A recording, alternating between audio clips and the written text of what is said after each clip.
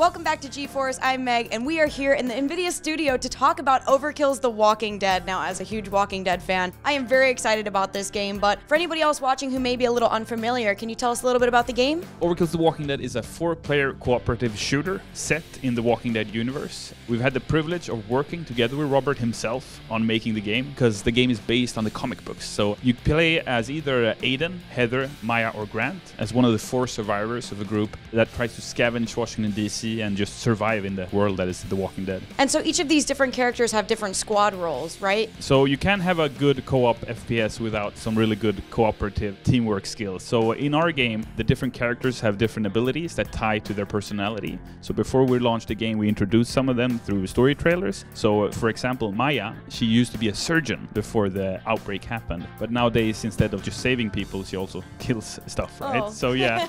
However, she can still use the medic bag, and her skills from her past life are still viable in this life. Same goes with Aiden, for example. He likes to get out his aggression with a baseball bat and calls for walkers almost, so he's a bit cocky in that sense. And then you have Heather, who's more of a scout, more of a calm, but you don't want to mess with her. And then you have Grant, who's the older, wiser guy of the group, making sure that nobody dies. So you have to work together using the different roles and different skills that are tied to the roles in order to make sure that you all come out alive. So of course, in a game like this, it's very important to level things up. So what exactly do we get from leveling up our camps and leveling up our team members? The way the game is set up is that you have your camp and you then venture out into Washington, D.C. to gather resources, scraps, gadgets, other stuff that you need, not only to build the weapons that you have in order to survive, but also in order to upgrade your camp and make sure it grows larger and to help other survivors, etc. So can you tell us a little bit more about the different weapon loadouts? It's a broken world.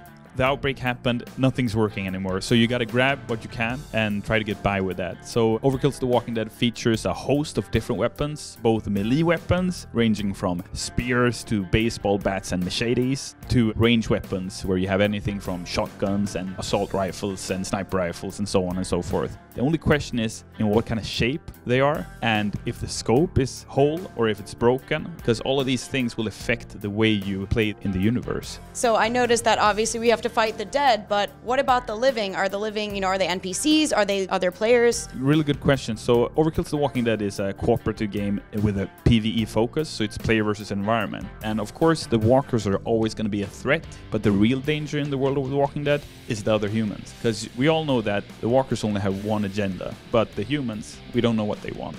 So you mentioned earlier that Robert Kirkman's actually working with you guys on this game. So for fans out there, how can they recognize that this isn't a Walking Dead universe as opposed to just a general zombie universe? Because it's based on the comic books. It's his thoughts, his ideas, and that's what we love. So our job has been to try to mirror that and to try to elevate that into a 3D world. So of course I have to ask, when can we get our hands on this game? It's coming out November 6th here in the Americas and November 8th in the rest of the world, and it's pre-orderable right now online.